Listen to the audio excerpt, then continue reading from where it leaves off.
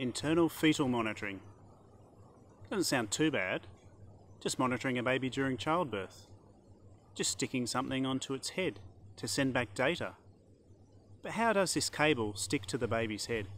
Many parents don't know that the end of this device is like a metal corkscrew, similar to what you'd use to open a bottle of wine. That's right, you're literally screwing the cable into your baby's head while it's inside the womb. What a truly barbaric and cruel practice. Plus, it's not possible to attach the fetal monitoring device during the early stages of childbirth. So they have to artificially rupture the membranes, which creates an infection risk. And what they don't realise is the environment in which the baby was in has now been altered. The water was there as a protective mechanism. It's there for a purpose. The baby and the umbilical cord receive immediate pressure and blood flow changes at a time the body was not prepared for, and that induces a stress response. So the monitor shows that the baby was stressed out, but it was in fact putting the monitor on itself that was the cause of the stress. Now all this is based on the assumption that the fetal monitors work properly, but a lot of the time they don't. The two most common phrases uttered by doctors and nurses are just ignore that, or don't worry about that. As the wrong data comes through and lights flash on or something happens that it's not supposed to, and the mother or the father asks what's going on.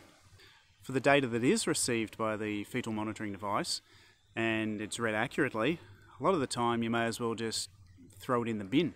For example, an abnormal variation in the heart rate always exists, or it was caused by attaching the fetal monitor. There's been no studies done comparing a baby which has a fetal monitoring device attached versus one that doesn't. We do know that the conditions a baby experiences during a normal birth are poles apart from a baby which has something drilled inside its head and attached on it. So it's impossible to get an apples against apples comparison. So why do they do them? Well, like most of these procedures, they do them for money, plain and simple. The childbirth process in a hospital is geared to extract as much money as possible from the parents, whether it's a direct fee for the use of the fetal monitoring device or as a precursor to the big cash cow, caesarean sections. Fetal monitoring devices actually increase the profits they make from a childbirth delivery. Studies have shown that after fetal monitoring is reduced into a hospital, the rate of the caesarean sections there jump by at least 3 times. It's a lot of extra money for the hospitals, but considering that 5 times as many women die from this procedure than compared to normal deliveries, that means as a mother and you're giving birth, you have a far higher chance of dying if you use fetal monitoring. Statistically, you can't argue with this fact.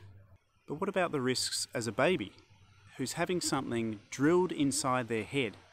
Often they're delivered with blood pouring from the womb. Other times you get scalp abscesses form, requiring antibiotic treatment, and many of the injuries come from trying to remove the device itself.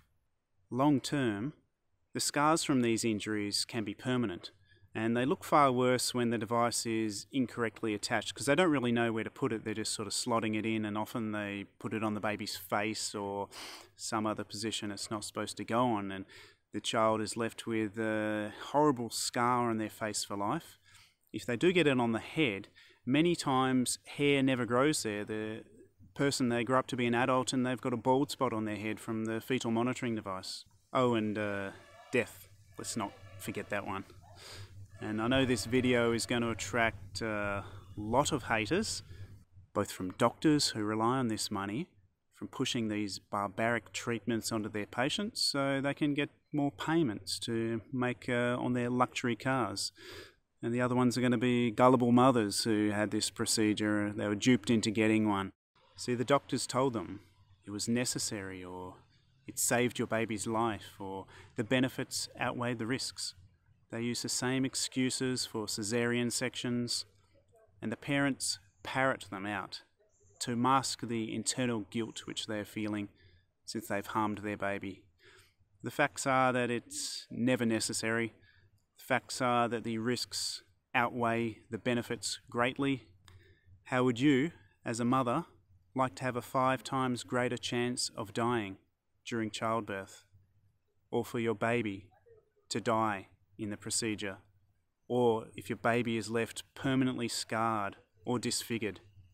They will mislead you with deliberately twisted information, like the baby already experiences trauma from the pressure of the birth canal getting pushed out. No, the baby is designed to withstand these pressures. The birth canal is designed to support the process. A baby was never designed to have a metal object screwed into its head before it's born. The problem comes from blindly believing everything the salesman, doctor, tells you. Without questioning, without thinking. You have a brain, put it to use and think for yourself. Stop this inhumane and barbaric practice of implant fetal monitoring. This is just one of the dangers of hospital childbirths. To learn about the other dangers, please visit my website at healthglade.com. Hi, this is Adam from Healthglade. If you enjoyed this video and want more health-related content that you won't hear anywhere else, please follow our social media channels. But our content is highly controversial and Big Brother often takes down our pages. So also join our mailing list at healthglade.com, and when it happens we'll email you links to the new ones. Our videos are not copyrighted, so you can help by downloading them and re-uploading to your channels.